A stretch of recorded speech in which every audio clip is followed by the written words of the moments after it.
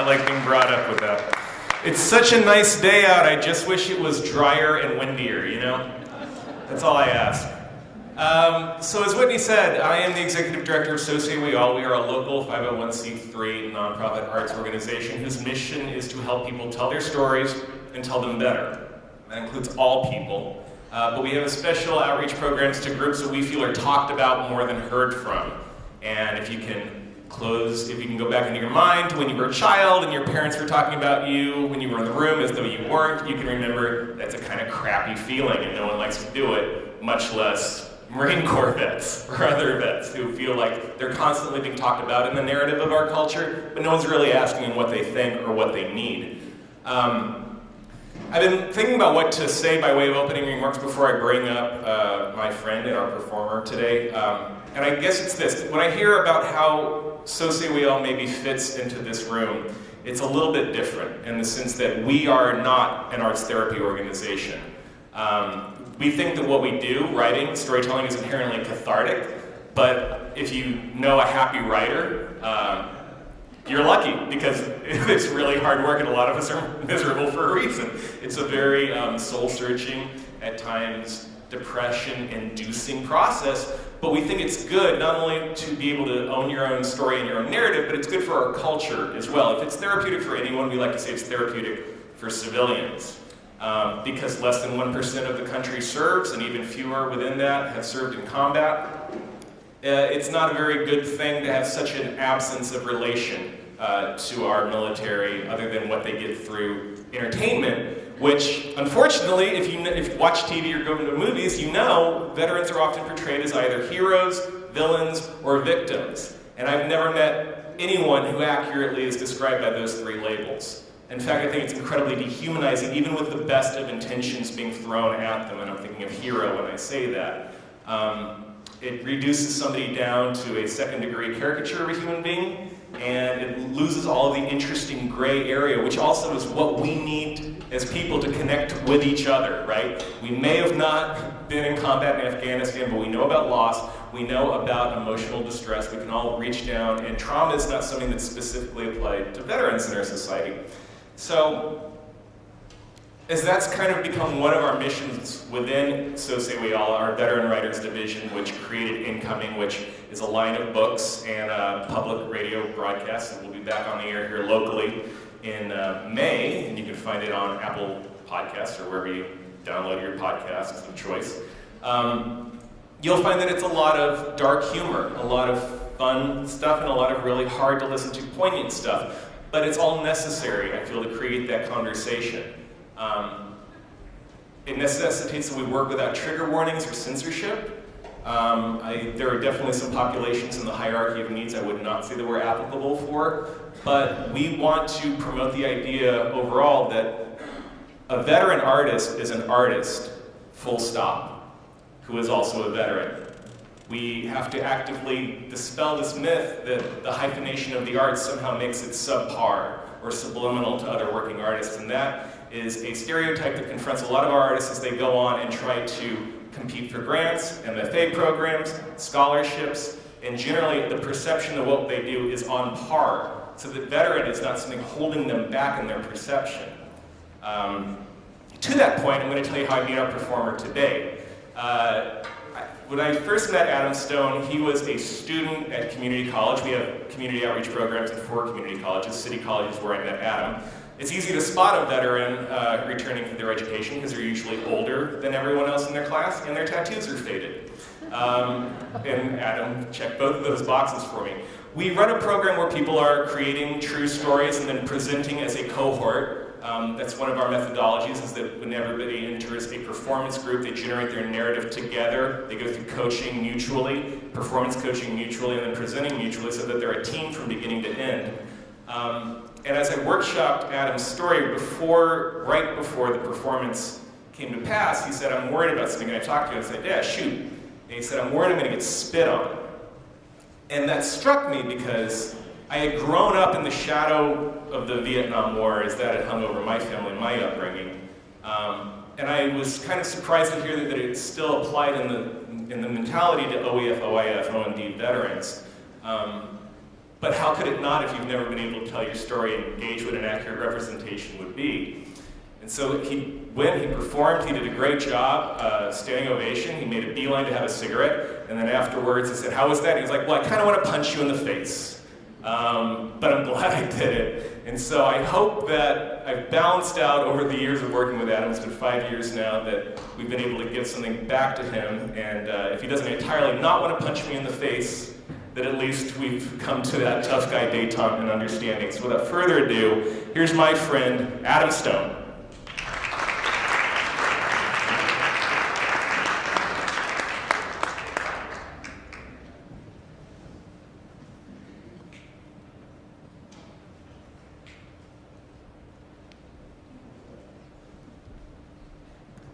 She has stage fright. When I first met Justin, like he said, he pulled me out of City College. The theme for the topic was borderlines. And I looked at my past 40 years and I realized how many borderlines I'd actually crossed. Not only my physical borderlines, but emotional, spiritual, and moral borderlines. So this piece kind of covers all of it. I don't want to punch him in the face all the time anymore. So about 75%. Through my scope, I see him standing there, on the brink of oblivion. I imagine he's contemplating his existence, whether to take that step. He sways with the mild wind, allowing its breeze to caress him like a mother rocks her child. He looks over his shoulder as if to see if someone is there, to give him encouragement. There is no one. I imagine he is alone in this world, and that this is his only way. As he turns, the look in his eye has changed. No longer is it fear, but that of determination. He takes a step. I lean closer as if to be able to stop him. I scream in my head for him to go back. My hand instinctively reaches out as though I could push him back from 500 yards away.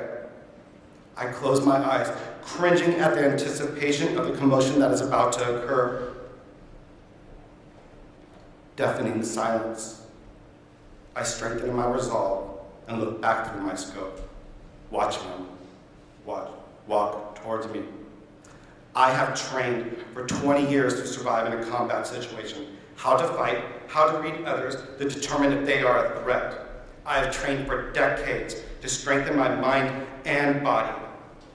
I have mastered the art of hand-to-hand combat. I can accurately shoot my rifle and sidearm with near pinpoint accuracy.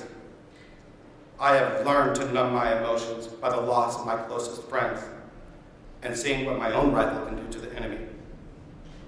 I can shoot a man in the center of his chest from 500 yards away and put a knife through his throat so close I can count the cavities in his mouth. I've gone through psychological profiles before and after every combat tour, just to ensure I can still be considered sane. As he walks towards me, all my years of training, my decades of experience vanish like smoke in a wind. I was lost in a sea of emotion. There he was, a child, no older than my own 13-year-old son, walking towards me, but not to me. He was walking to a discarded vehicle left in the middle of an ancient minefield, a leftover from a past war, a constant reminder of the horrors this country has seen. He walks with purpose, knowing that if he makes it to the shattered hulk eroding in the sand, he might be able to find something to sell to the Taliban. He knows that the price is high. The bigger the item, the more destructive it can be, the better off he will be.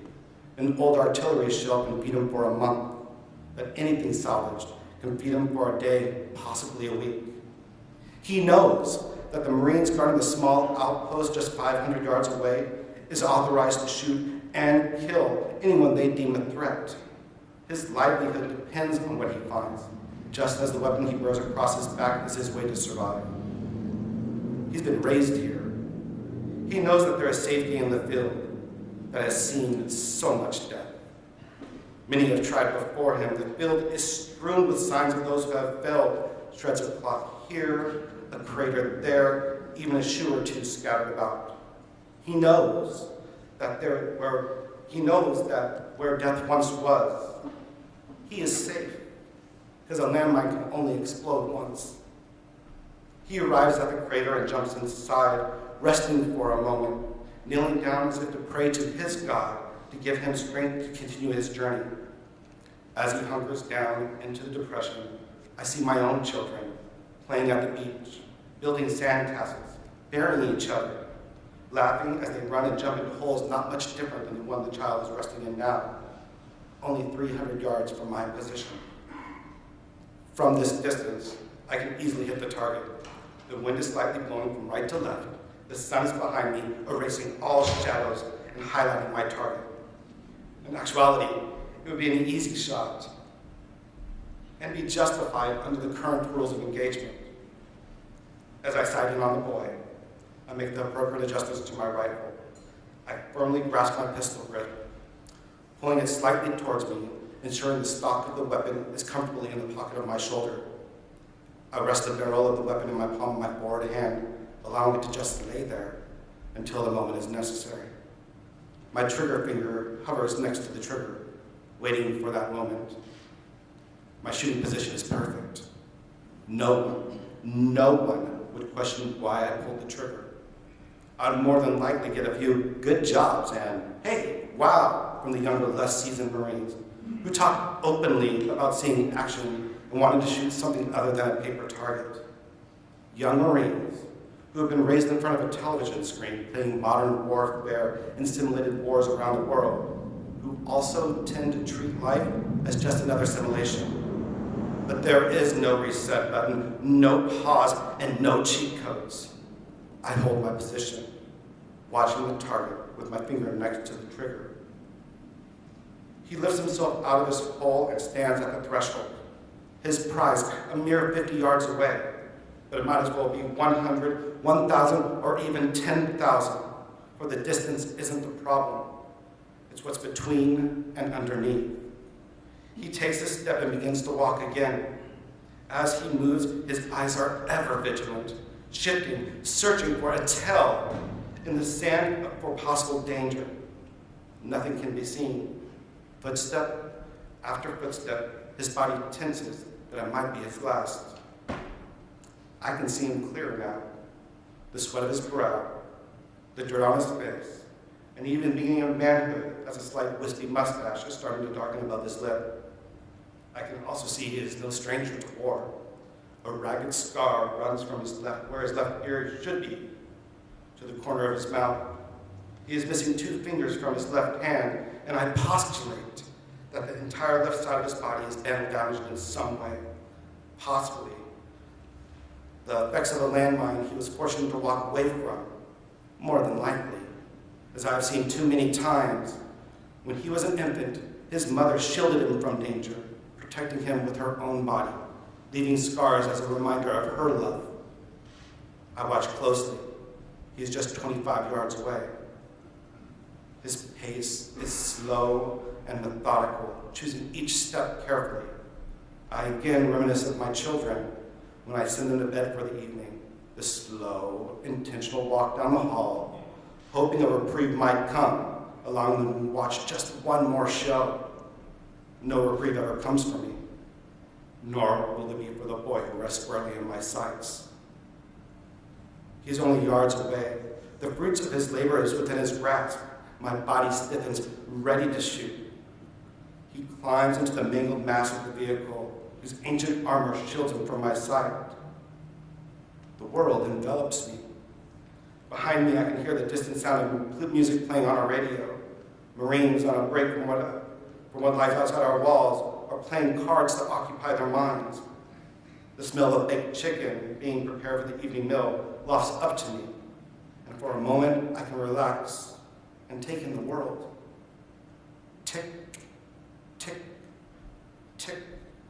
The hours of the second hand slowly pass. When I see the boy exiting the vehicle, I am thrown back into the reality that lay in my sights. In his hands is a wooden box filled with miscellaneous wires and pieces of scrap metal. Resting on top is his personal fortune, a cylindrical shaped object that resembles an old Soviet mortar shell. The boy doesn't waste anytime. He begins crossing the field as fast as possible, attempting to retrace his steps that had brought him to his treasure trove. Thud, thud, thud. The emptying and filling of my heart is now keeping time. I tighten in my position to ensure I can get a clean shot. The boy has now become the enemy. Never mind the rifle that he wears across his back. Every 6-year-old in this country has one. Click. I apply more pressure to the trigger. The mortar shell, if sold to the Taliban, can be used against the Marines and soldiers in the field. He moves quickly. I adjust for his speed. My finger slips into the trigger well, and I can feel the warmth of the steel as I apply the slight pressure. My weapon is ready. Click. I place my thumb on the safety, ready to unleash the dogs of war. He reaches the crater where I imagine him praying. Boom! The outpost siren is welling. Every Marine from around the compound stops what they are doing and rushes to the perimeter with rifles in hand. Defend our position. It takes the cloud of sand and debris from the explosion 10 minutes to finally settle. After a few minutes, the all clear is sounded, and everyone goes back to what they were doing before. The music starts to play, the games continue, and I helplessly look out across the field of oblivion. A torrent of emotions swells. I'm confused. Was that me? My weapon's not unsafe anymore. Where's the boy? He's gone. I don't know. Wasn't me? Did I have to? I would have. I might have. This time, it's so unclear. My soul, though empty, is now hopelessly cracked. I am angry and demoralized.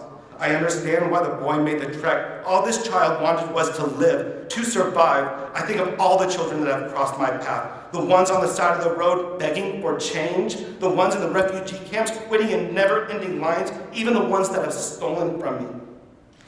They all have one thing in common, the will to survive. That boy was doing what he had to do to survive. He was looking for a way to survive for more than just today. Just so he wouldn't have to walk through a minefield tomorrow.